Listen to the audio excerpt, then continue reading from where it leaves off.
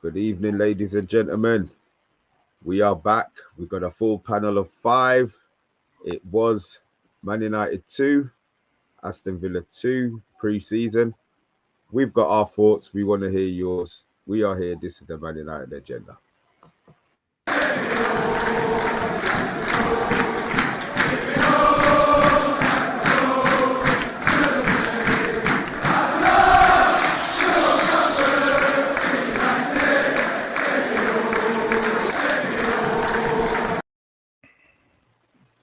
Welcome, guys. We've had time to digest the result. We've had a time to have our little chat, a little drinks, and now it's the reaction show. I'd like to welcome Colm to the agenda again, Kahunde, Pat, and Eddie. Colm, let's start with you, big man. How you doing? How's your day been? Not too bad, thank you. It's been all right. Watched a bit of the game, and then obviously life got in the way. So, Kahunde? Yeah, good man. Just enjoyed watching the game earlier, and I've got a lot of thoughts to share. Pat? Jeez, I wish I had as a relaxing day as you guys, but unfortunately I didn't. I was too busy being a family man, unfortunately. But look, we're all here to talk about the Reds. That's what's most important here at the moment. Can't wait to get going. Eddie?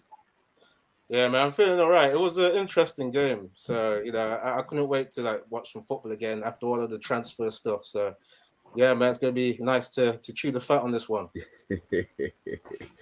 Couple of you in the chat already. TalkMU, we see you. Bath time, we see you, man. Welcome to the agenda, guys. Again, if you are new to the channel, hit that like, hit that subscribe button. Let's go. Before we actually do start, we are doing a fantasy league, as you know, but I haven't got the graphic up, so we'll have to let that one go for the minute. But just a couple of questions for you guys as we're going. As the game went on, Ten Hag, I'll start with you, Colm, and then we'll do a loop wrong way. We'll do a loop that way. We'll do a loop. Ten Hag more worried about fitness than the result by what he did in game. Opinions, thoughts? yeah, no, I think he hasn't got to be worried about the results too much. It's pre-season, It's all about getting your fitness and everything up. They showed last season that they burnt out towards the back end of it, the fitness, and that wasn't there. So I think he's well in his rights to be worried about the fitness more than anything else at the moment. Kahunde? Yeah, I agree. The fitness is very important. Some players have even quoted saying that they feel more fitter this year than last year, and it's important that we make a positive start to the season. So yeah, it's imperative that we get our fitness where it should be. Eddie? Yeah, I mean, with the fitness thing, that's what you do the pre-season for, right? Is to condition the players. You're not really supposed to look at the results as much. I mean, we know about Van Gaal, how he had a great pre-season and then, kind of fell apart in the first game. We keep hearing that. So for these guys to be doing, pretty much, unbeaten pre-season so far, it's not about that result, but that gives you confidence if you're getting the results and you are calibrating the fitness.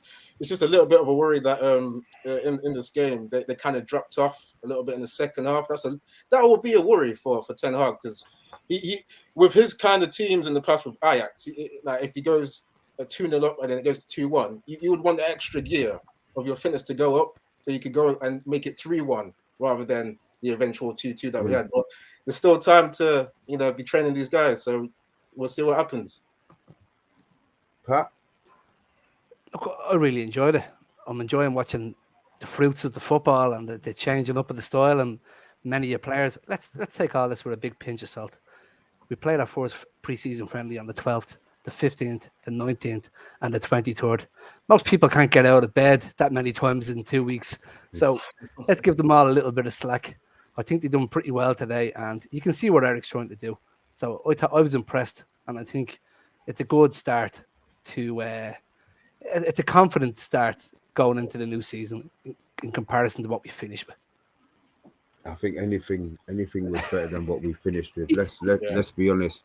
I mean, the thing that has sort of probably impressed me is the fact that it is the same bunch of players, the same group of players that we've had at the squad. I've had at the squad, had at the club, and they do look look coached after 5 weeks. They do look like they understand a little bit more what they're supposed to be doing. But so are we all agreeing in here that he's more concentrating on getting the fitness, but then is he only working on what he sees his first team as? Do you think these people have earned the right to be classified as the first team players, or do you think that there's still areas where he's not too sure about what he's not too sure about, Carl? No, I think there's still going to be some changes. I can still see some changes happening. Obviously, we've bought Ericsson. He's going to be coming in. He hasn't played for us pre-season. Martinez, he's come in. He hasn't played for us. So there's definitely going to be some changes. I just think it's more of a case of building up everybody's fitness. So if they need to come in, they're there, they're ready. Go on, then.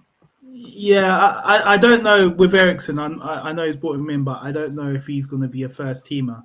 I'm not. I just thought maybe he brought him just to add to the squad, adds a bit of quality to the midfield. But I think near enough. This is, barring De Jong, is pretty much his team, the strongest team that's going to go out. Okay, Eddie. You know what? I'm really surprised that I mean, I've not been following it, but why was Ericsson not joining the tour? Because I would have liked to see him, get some match minutes. Does anyone know why they chose to leave him behind? It's all of his paperwork and his medical and everything weren't done in time. So by the time they sent him over, it would have been time for him to come back. Oh, okay.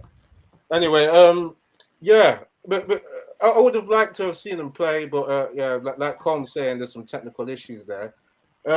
Pretty much, Ten Hag's working with what he can work with. I mean, in his first press conference, we heard him say, the players that I've got will dictate the philosophy, even though obviously we see that he's implementing what he prefers to do with these guys. But today I saw like a 4-1-4-1, which I've not really heard Ten Hag, use those tactics. Maybe he's used them, but I've always heard like 4-3-3 or 4-2-3-1 be associated with Ten Hag, even a 4-1-2-1-2. So it was interesting to see that today. I mean, in transition, I'm sure you guys saw that it went 2 at the back, then it went 3 in midfield, then 2 in the middle, and then 3 up front in attack. And that's why the first half was really good.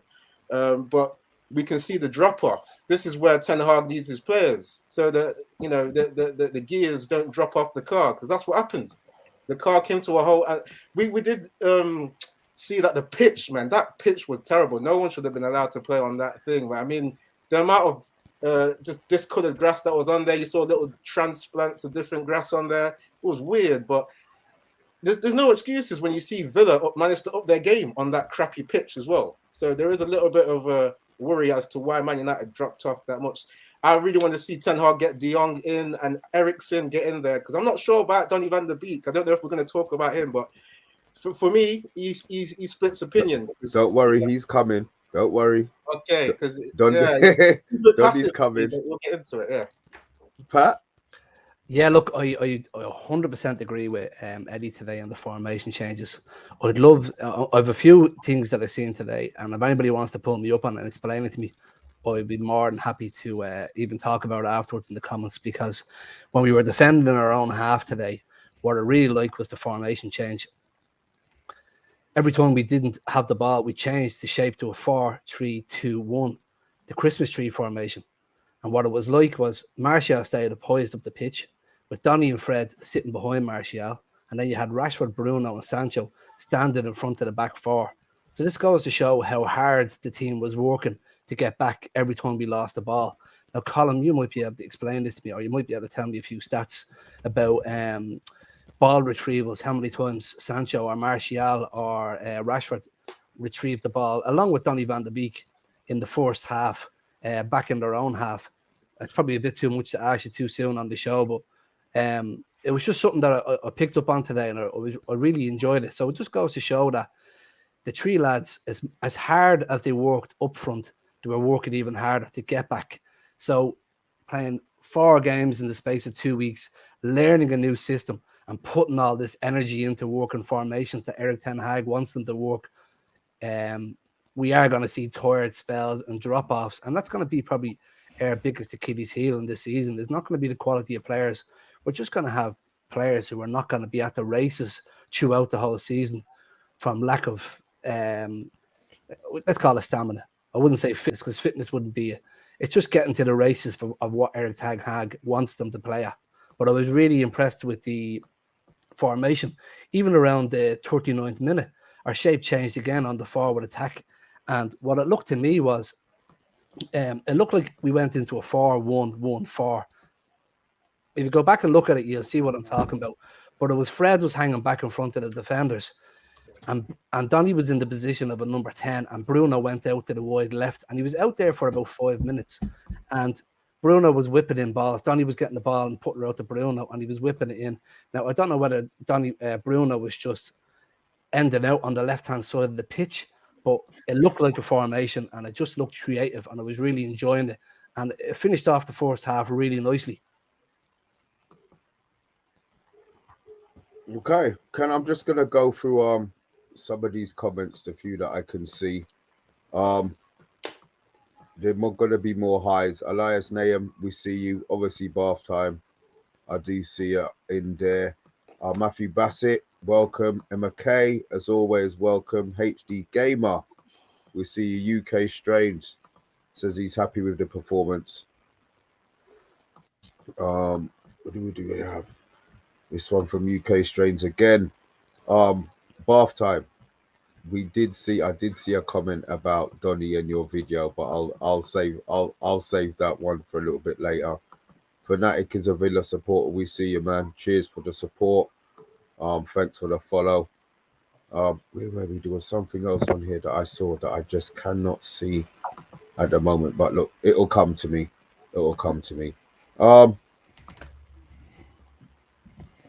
Luke Shaw. Is pressure going to get to him? Is it going to be something that we're going to have to worry about? Cole? Well, judging by his display today, I think the pressure has already got to him, hasn't it? Malacia has been playing really well. Luke Shaw's coming today. And honestly, I've seen rope bridges steadier than what Luke Shaw were today. And that's no word of a lie. I think he's in serious trouble this season. Kohunde?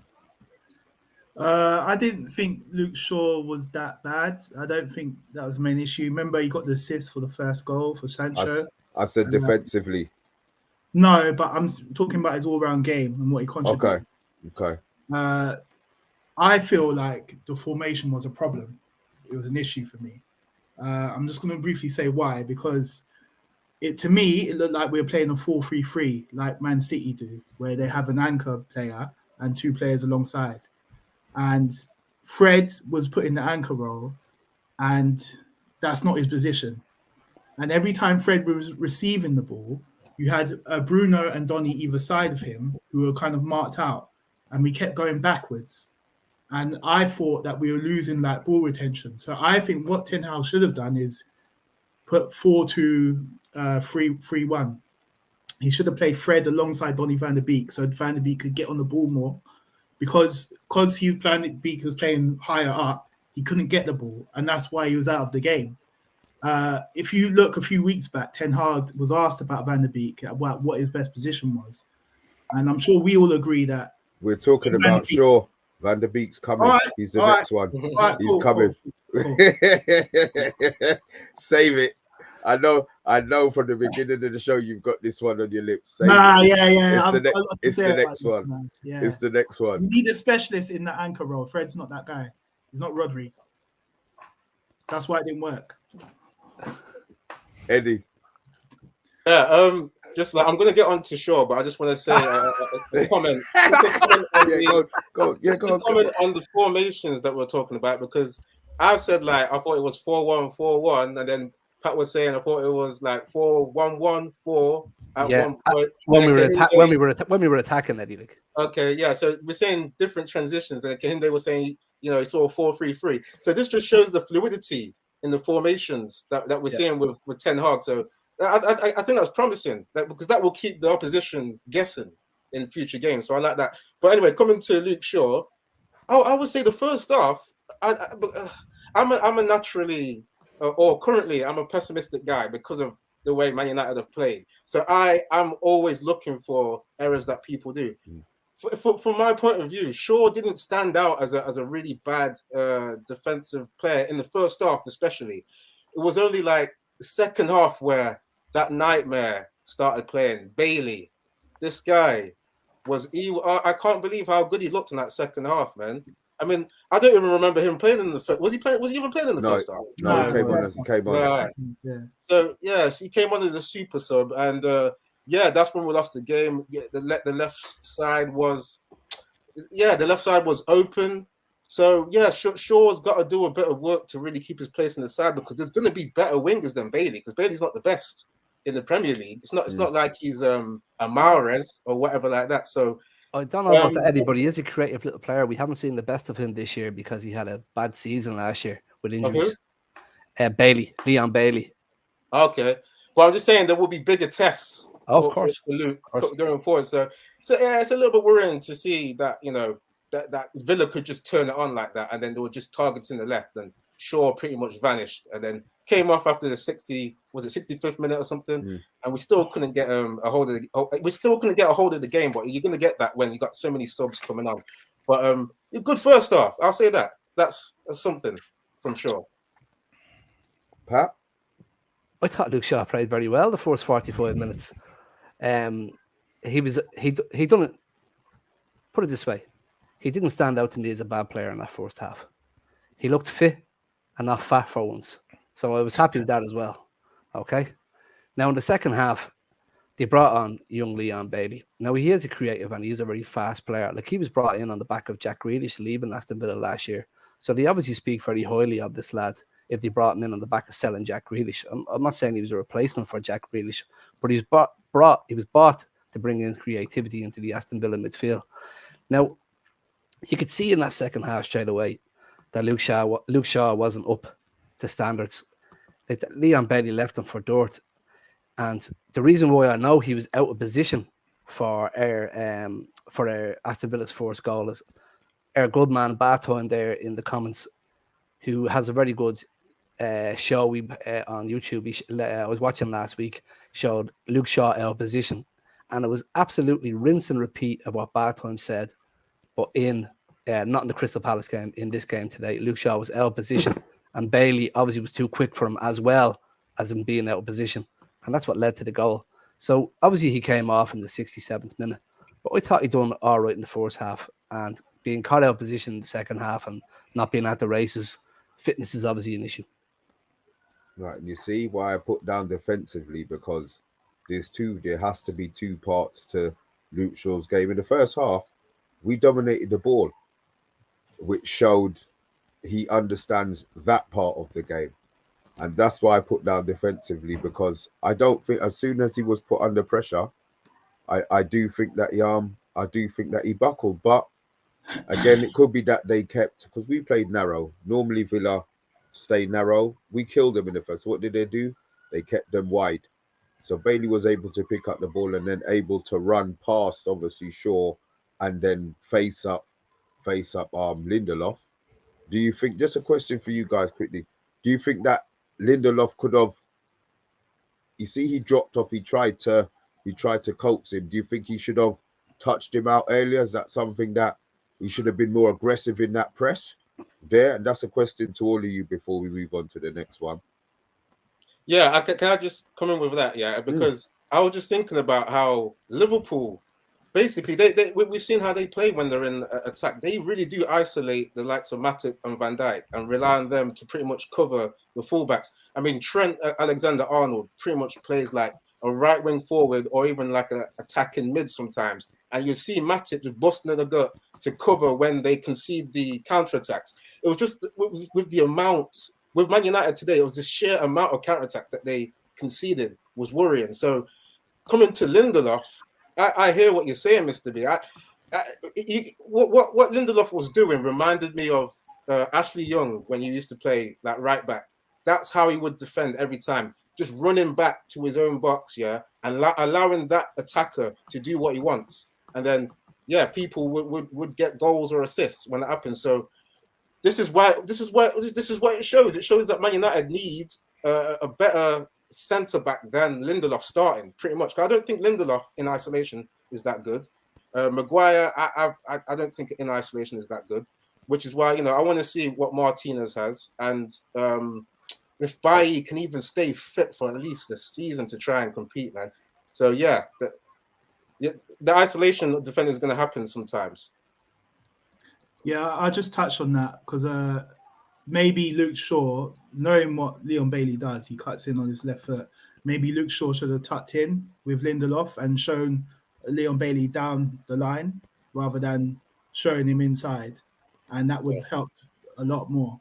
Obviously, we know Lindelof's weaknesses. He does struggle against pace and stuff like that. So I think that could have helped maybe Luke Shaw's positioning, maybe just showing him down the line rather than... Because he's like Arjen Robben, you know what he's going to do. So you just someone's going to cut in, you've got to show them down their weak side. And that would have helped Lindelof a lot as well. Lindelof not getting a lot of love here. Anybody else in here before we jump on to the next one? Not showing no love to Lindelof and Luke Shaw. I better off keep my mouth shut. I'm not the biggest Lindelof fan. Okay, so look, I think we've all decided here as well, again, that Lindelof can be replaced, and the fact that he's been playing left of the centre backs now that deal for Martinez has been done, means that Lindelof will be walking straight. Lindelof will be walking straight onto the bench, and Martinez will be walking straight into that position. Correct? Hopefully. Yep. Yeah. Everybody happy. Kohunde, I'm gonna let you start with this one. I was an advocate for him starting this game after the 15-minute cameo that he had with the 15-minute the 15-minute cameo he had with the first team in the last game. Watching him today, he didn't impress me at all. Kohunde, I'm going to start with you. The floor's open for you guys to get your thoughts in as well. Well, I just, like I was saying before, I don't think the formation benefited Donny's game. Now, I was just going to say before, Ten Hag was asked in press, what's Donny's best position? Is it 8? Is it a 6? Is it a 10?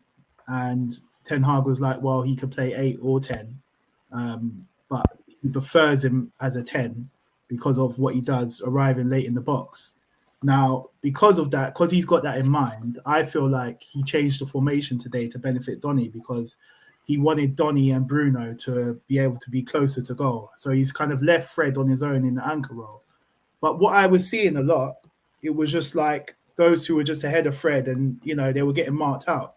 And Fred was having to pass it backwards and things like that. I don't think the formation really worked. I don't think it was flowing. Even when we went 2-0 up, I thought, I don't like this. I think we could do better. We're more comfortable when I've seen Donny alongside another player in a 2, he plays a lot better because he's a guy that needs to get on the ball more. And I think we've all agreed that when we've seen Donny since he's come, the good games that he's had is when he's played in the midfield too.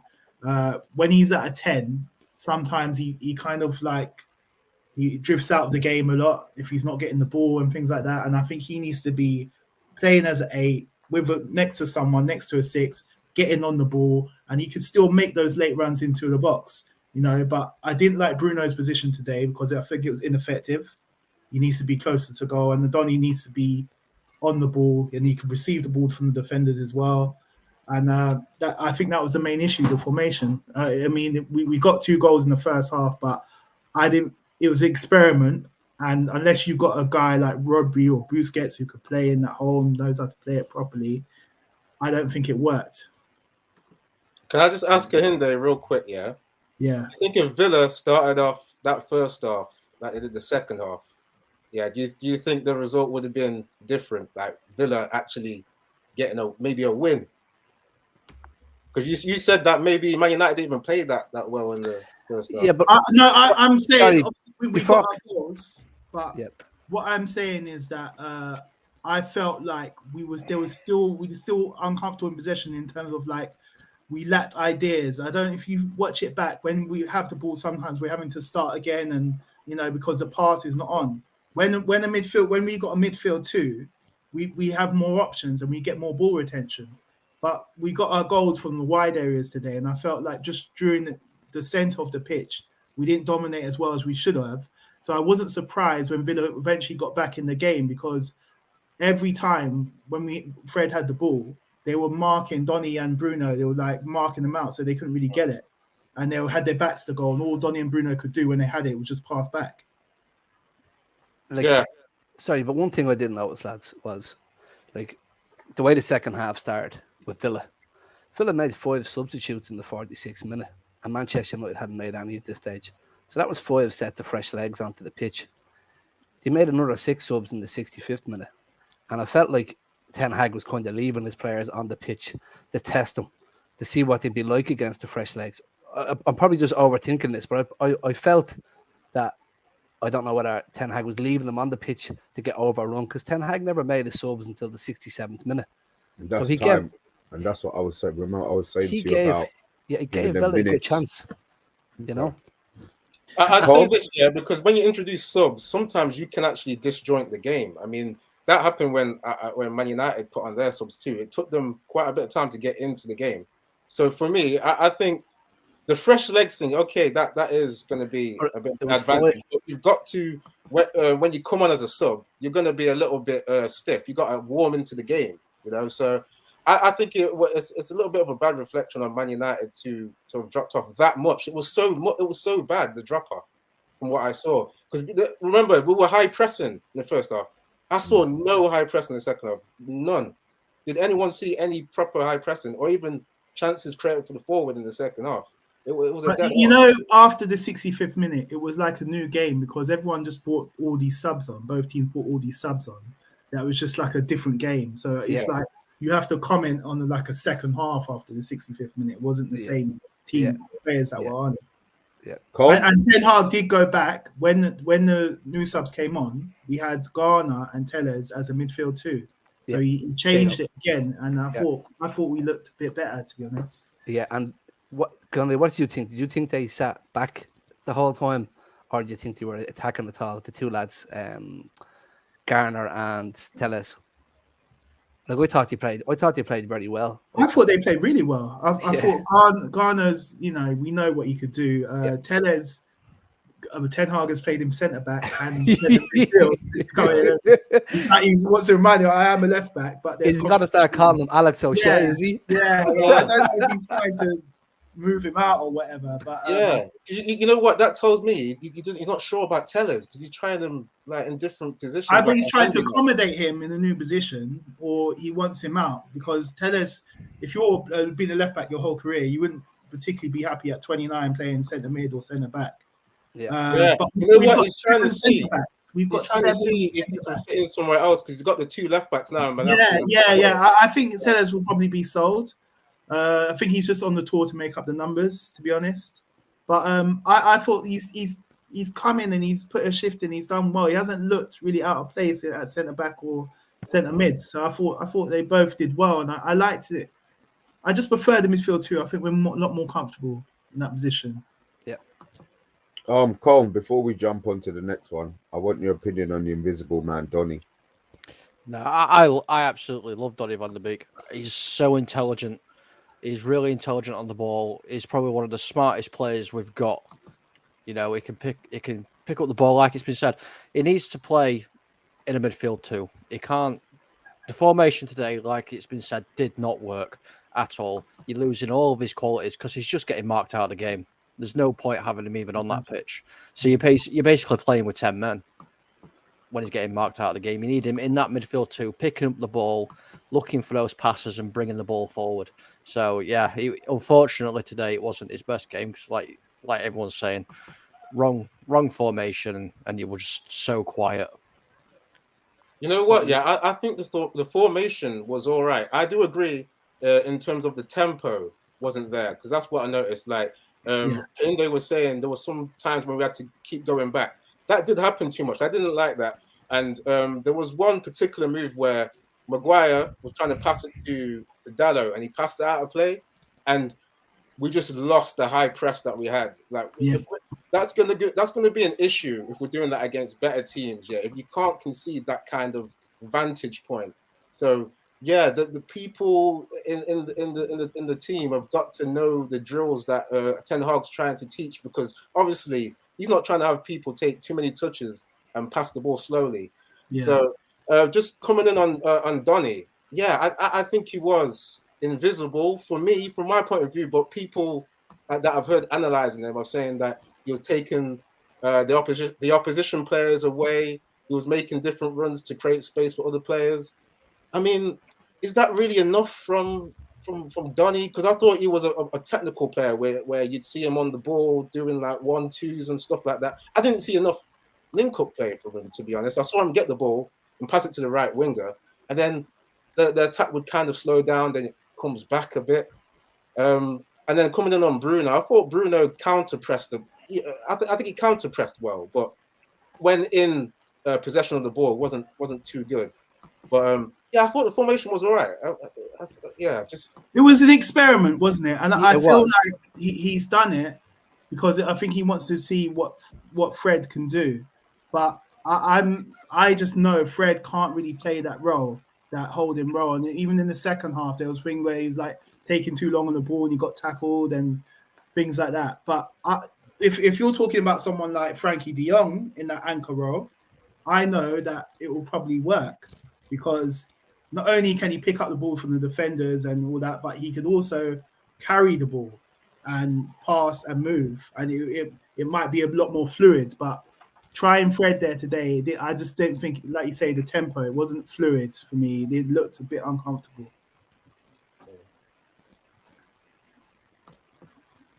Even Garner would do a better job. But he came on. Anybody else? Anybody else? It was just by talking about Garner, it's just a shame he got injured so early in the preseason. That's, I think, what his big issue was. He hasn't had game time. He hasn't had time to play. Yeah. Garner. You know what? Errol's ears are going to be burning at what Kahinde said about Garner possibly being better than Fred in that position. Because Fred is Errol's guy, Kahinde. Gotta be careful. I don't mind Fred, but levels. it depends who he plays with. It's like relationships, I don't like Fred with McTominay, but Fred with Van der Beek or someone else, I don't mind him. You know what? I think it's the role. Who you're playing with. If Fred is supposed to be the one who takes the ball from the midfielders, from the centre backs, that's when Fred's got an issue. If he's the one who can go up and down, then there's no problem. As soon as he has to play with his back to them, we're done. Yeah, we're done. Yeah. Jadon, Mr. Sancho continues to shine out here, guys. Opinions, thoughts. Ankil P, we see you in the chat. Welcome, man. If you are new to the chat, everybody new to the channel, give us a like, give us a subscribe. 26 in the chat. We would like 26 likes, yeah, at least. Let's go. We're going to start, Jadon. I'm going to start with you, Colm. Give me your thoughts on Jadon's performance today and so far in pre-season. Well, by the looks of it, I'm not going to get too carried away. It's pre-season, so I'm not going to get too carried away. We're allowed to get carried away. But this looks like the Jadon Sancho we actually spent that money on. This looks like the Jadon Sancho that was bossing it in the Bundesliga. Everyone's been saying, and I've had a couple of debates with people. I've had a couple of debates with people on this channel. Everyone's been saying, this is Jadon Sancho's year. Watch, this is Jadon Sancho's year. And I'm still a little bit pessimistic about it. I'm like, it could be, but I'm not hoping for miracles. But so far, he's proven me wrong. Let's just hope he continues doing that when the season kicks off. Kunde? Yeah, he definitely looks like, I think towards the end of his last season, his form started to pick up a bit. And pre-season, I think he's looked really sharp. And he looks like the player that was at Dortmund, the player that, we signed for a lot of money. But I had no doubts that he would eventually come good. I just think he just came to United at a bad time when the whole team was off form. And Oli was going through a bad period. But no one ever doubted his quality. And I look forward to seeing how well he progresses over the season. Huh? Yeah, I mean, with Sancho, I liked his goal involvements today, obviously. I mean, for the first goal, I mean, the way he took that volley, I mean, the whole team move was really good. It was like one of those scripted goals that you see on FIFA when you play the game. Everything was pretty much perfect. Like the pass in from Dallo to was it Bruno, right? Martial. No, Martial. Oh no, yeah, Martial came deep as like a false nine in that transition. Yeah, then you got it to Bruno, right? And then nice pass to Shaw, you know, overlap nice. The cross was perfect for that volley, and it just was a perfect finish. And then he got the assist as well, didn't he, for Rashford? Or, well, for the own goal anyway. So when he pops up with things like that, like he's done it last season, where he can pop up with, you know, a nice cross or a nice finish here and there. The only thing for me is that. I mean, I've not watched all the preseason stuff, so I may be a little bit wrong, but especially based on last season, I want to see more bravery in his dribbling, because he has individual qualities to beat players, not just link up. Like, he's good with the link up play, but he's got skills to beat players, and I want to see him. I even heard like Thierry Henry saying this about him last season, and it's like, obviously, if you got Thierry Henry saying this, he knows about dribbling. So Sancho, I want to see a bit more bravery there. I mean, he's getting more confidence now with his goal involvement, so hopefully we see that. You know, that's a good point, because when I used to watch Jadon Sancho, when he was at Man City Academy, if you look on YouTube and all that, what he's doing to players is just like, yeah, dribbling past everyone, speed. But when he went to Germany, it's like he slowed down his game a lot, and he started being a bit more clever about his game and just trying to get in the right position to get assists. Nothing wrong with that. Nothing wrong with that at all. But I think you lot want to see his full ability and seeing twist up mans, you know, which is you know, I would like to see that as well. But as long as you think Ten Hag can allow that balance of him to mix up a bit, you know, do a bit of system. Yeah, that's I would like to see that, because we know he's got more in his locker than what he's showing.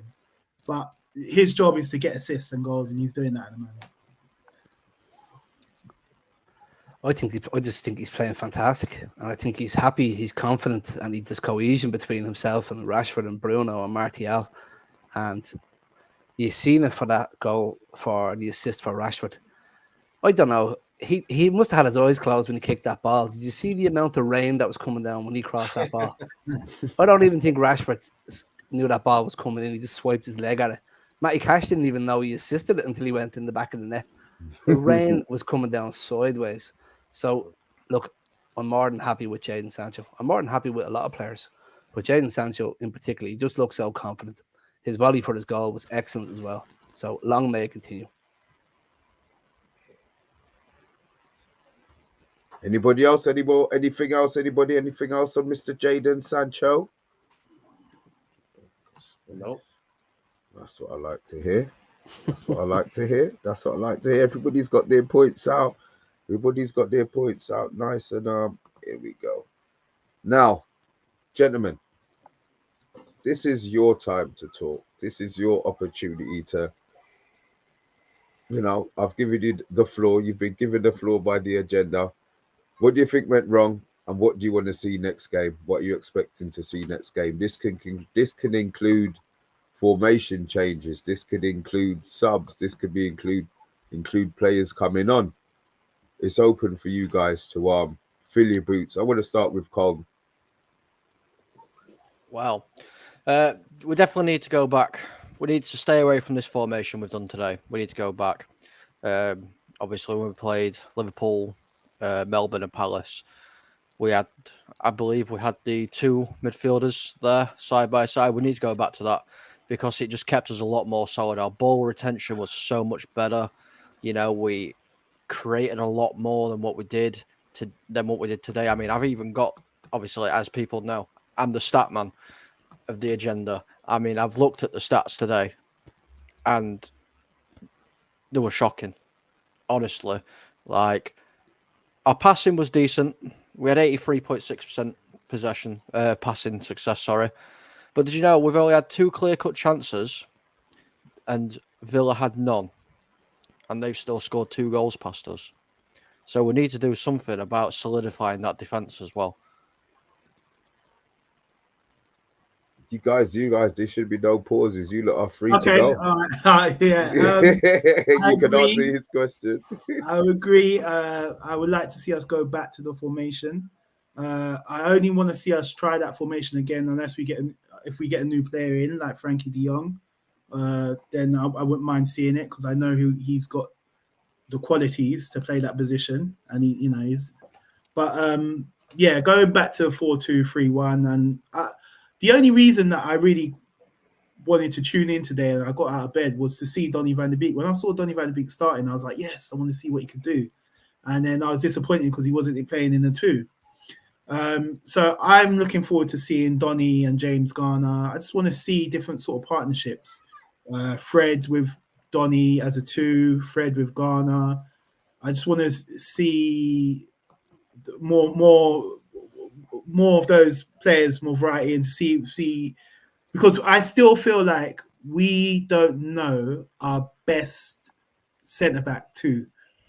We got Maguire, Varane, Bailly, Lindelof, Tuanzebe, Martinez, and Jones. That's 7. Well, And you can write out 2 of those, as in Jones and Tuanzebe. You can fire them out of a cannon if you want. This is the thing. I feel like Tuanzebe, everyone's just like writing him off, but I don't think he's done a lot wrong since he's come and then he's played. It was Remember that game against PSG and all that? Yeah, it was I think he's got a lot of ability, but he needs someone to just give him games, give him confidence. We don't have time. We don't have time for that. I don't think run of games, So Ten Hag needs to work that out. What's my best defensive 2? It can't be Maguire. If he's going to play Maguire, he's got to play him with someone quick, to complement him. Yeah, so work.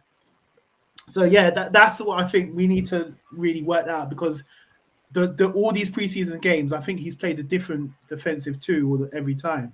So has Tuanzebe played then? I don't even remember him playing. No, he went home. He went home for personal reasons after the fall. Yeah, he went home for personal reasons, but I don't know. I think Ten Hag would like him because he's quick, he's got pace, he's good on the ball.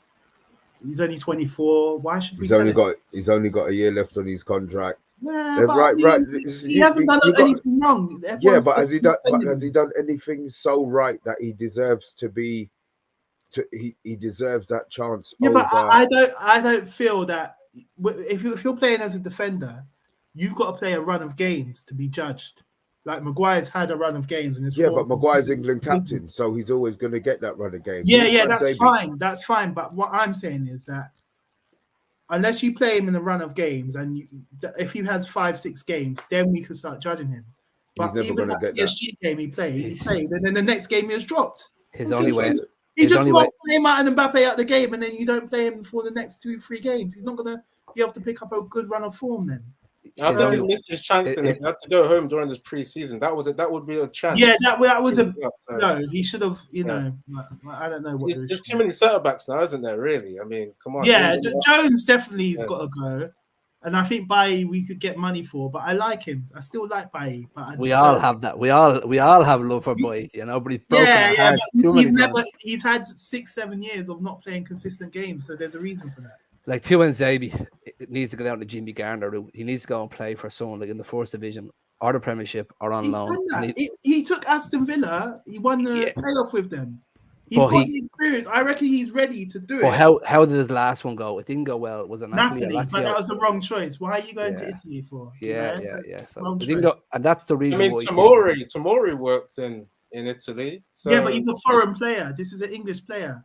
He needs to go out on loan. Go on loan to a Premiership team. Yeah, he needs to go on loan to a Championship. I was just saying that it's worked for English players to go to Italy. Like Tomori's won a Scudetto going out there, so I don't think that's an excuse for English players. Yeah, but Napoli's not the right fit. You got Koulibaly and the other Spanish guy. You're not going to get in the team. Ah, okay, true. Well, can I just say a point on like what went wrong for like Man United? I mean, I think I've touched on that earlier, but I just want to like kind of go over like what Colm was saying about the lack of chances created for the forward. We could see like Martial being sacrificed as like the false 9 because for that first goal, like I've said before, he was coming deep, right, to get involved in the transition and get the ball to Bruno, who got it to Shaw, who got it to Sancho, who pretty much arrived as a wing forward to finish. So what's that similar to? That's similar to like what Liverpool do, or what they have done when they have Firmino, coming deep to build up the play, and then Salah and Mane used to be like the wing forwards getting all your goals. So if Man United can do that kind of thing, I'd love that, because rather than having just the one striker, you're having two strikers, right? So it should be more chances created. But let me reference the 4-1-4-1, the 4-1-4-1 that I saw. Yeah, we've played that before under Ralph. If you guys remember, in games I think we played it in the Villa game last season away from home, where it was 2-2 as well. It was a good first half. And then there you go. Stop referencing last year. Don't be talking about 4-2. No, look, Ralph's thing. formations didn't work. But Kahinde, it worked in the first half, which it says it had potential. Yeah, but the first half is not the full game, is it? We want to get results. We want to get results, right? For me, Ralph, his philosophy didn't work for the players that we have. Right? You've got to have a formation that suits the players that we've got, and for the players that we got, we don't have that doesn't work for us, basically. Yeah, we don't have a Busquets, we don't have a Rodri, yeah. We don't have a guy like that, so we can't play that formation. Let me lay this on you then, Kahinde. Do you remember at a time, I think it was during the course of 2 months, Man United were creating more chances in the league than anyone else, more than Man City, more than Liverpool. About last season. Last season, it's applicable because Ralph is playing similar high press football. But it's results. We need results. Like stats like that, they don't mean anything to me. It does because where did we finish in the league? But Kahinde, how do we get to good results? It's by playing good football. You're more likely to get to good results, isn't it? It's all logical that way. So for me, I think Ten Hag has seen how good they've played in the 4-1-4-1 under Ralph, and he's kind of trying to add his little bit of a touch to it. I think. Sorry to interrupt you. My theory is, I think the reason why he's played that formation today is because he wants Donny playing closer to goal. That's how he knows Donny's strength as being closer to goal. He thinks if he puts Donny in the midfield too, that he's too far away from goal. And he also wanted to see what Fred could do in that position. That's the reason why I think he's done it. Right, he's not going to just cater just to a couple of players because he's a proper. No, because if you listen to what he says, most of the players, he's going to see what will fit most of the players. Listen to what he said over the last few weeks.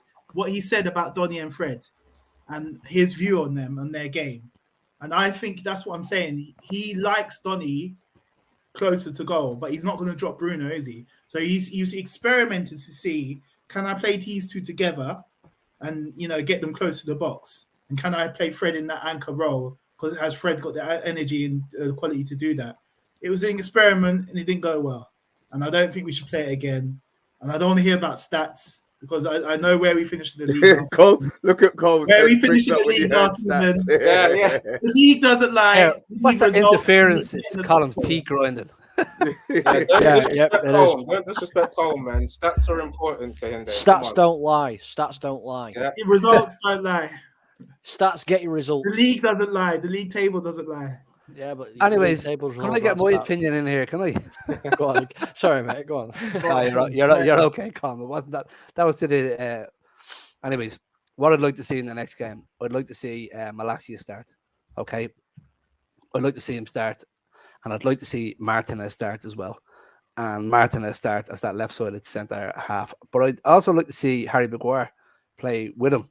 I'd be interested to see how that would go. And I thought Harry Maguire played really well today. He got a shot off after just 5 minutes.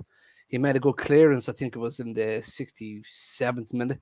I thought he played very well. There's a couple of good attributes by him today. I'm happy with Maguire, Martinez, and Malacia. I like Dalot. I don't think Dalot can do much wrong at the moment. I'm sure there's room for improvement in there, but he's doing well so far. I would like to see Eriksen playing there beside either Van de Beek or Garner in the second half. In the next game. That's what I'd like to see as the midfield too. And I'd like to see what could happen there. Maybe do a half with, I don't know what kind of fitness Eriksen has. Maybe do a half with Garner and a half with Van de Beek. See how it goes. But I'd like to see that. See how it goes. Because we're all really curious for what the starting 11 is going to be for the start of the season and who's that holding two going to be, because I'm not mentioning that fella's name again in the transfer saga, Yeah, and even if he comes, he's not going to be fit enough to play because Correct. Barcelona ain't going to give him no bloody game time anyway to benefit No. him. They'd be for the lucky if he club gets that dinner. leaves. Yeah, I think you're right there. But look, guys, we've been talking for nearly an hour. 50 minutes. We'll take that. Reaction show. That's what it's all about. If there's anything else that you lot want to say, get it off your chest now because we will be shutting down the stream real soon. Is there anything else, Cole? I've got one question. Surprise. Come on, let me hear. No, one question. Hear me out. When everyone's fit on top form, who would be your choice of the midfield? It's 2 centre backs. I don't know enough about Martinez, but Martinez Yeah. will be. I don't know enough about him yet, but at the moment, going by the preseason and what I've seen on YouTube, it would be Martinez and Maguire because I just have no faith in Varane and Bailey as much as they can play well on that day. All right. Anyone else? No, it's same in it. Martinez, Maguire. Yeah, it's so disappointing that Bailly, like the better defenders are injury prone. Why is that? That kind of irony makes me so angry because if Bailly and Varane are fit, they're starters. Well, I mean, there's the kind of the debate over Maguire whether he stays in because he has some kind of aura which keeps him as captain. Man, he survived 2 possible captain relegations, under Ralph and Ten Hag now. So he's got some resilience. But I'd like to see Bailly and Varane because. Come on, they've got Eddie. No, I can't take that injuries again. Got pace and tackling there, Pat. Why are you saying no? I don't doubt what already. Where's the leadership? Who's going to talk? They're both French-speaking guys. I don't know. I would agree. I would say Maguire and Martinez at the moment because Maguire, I still rate him because I know what he's done with England, a semi-final and then a Euro final. But I just think he's a guy that you need to accommodate in the team. You need to play him with someone that's going to protect him. And exactly. And this is my whole shine. You said it there. Yeah. Why do you need a player to protect a player? Yeah. Why do you need to protect him? He's a grown man. You understand? Because he's got some good qualities. He's got very. But you can't play a game to protect players. This is the problem we had under Oli. He played 2 holding midfielders to protect the shit Harry Maguire. But it works. That's the thing. No, it didn't work. England. I'm talking about Man United. I'm talking about Man. I do not care about England. I'm talking about Manchester United. Yeah. For Man United, he's been crap. 1-on-1, he's shit. Yeah, let's not get it twisted. Last season, he was awful. I admit that. But before last season, he was very, very good. At 1-on-1s. At 1-on-1s. You got us at 1-on-1s. Third and second. Listen. He's got weaknesses in this game. I'm not denying that. In the formation that we play, he has to be our Virgil van Dijk. Yeah. No, not necessarily, because if you play him with a quick player, it's not. He's not. He's. Oh right. So the quick player that has to cover him again. That's what you compliment. Yeah? Was Vidic? No, it's not compliment. It's not compliment. But Rio complimented Vidic. Did a man run past Vidic? Did a man ever run past Vidic? I saw Torres rinse him. I saw one game. 2 games. Don't disrespect Vidic. Vidic wasn't as slow as Maguire. Vidic had his weaknesses. So did Steve Bruce. But if you play them alongside someone that complements them, then it works. Somebody who's fast. Somebody who's fast. Yeah, someone who's quick. And what's sacrifice himself for the slow defender. A big striker and a little striker. Kehinde, let me put this to you, Swap Lindelof for Maguire in that move where Bailey came down the right wing and was doing the step overs and was ripping up Lindelof. Does Maguire do any better there in isolation?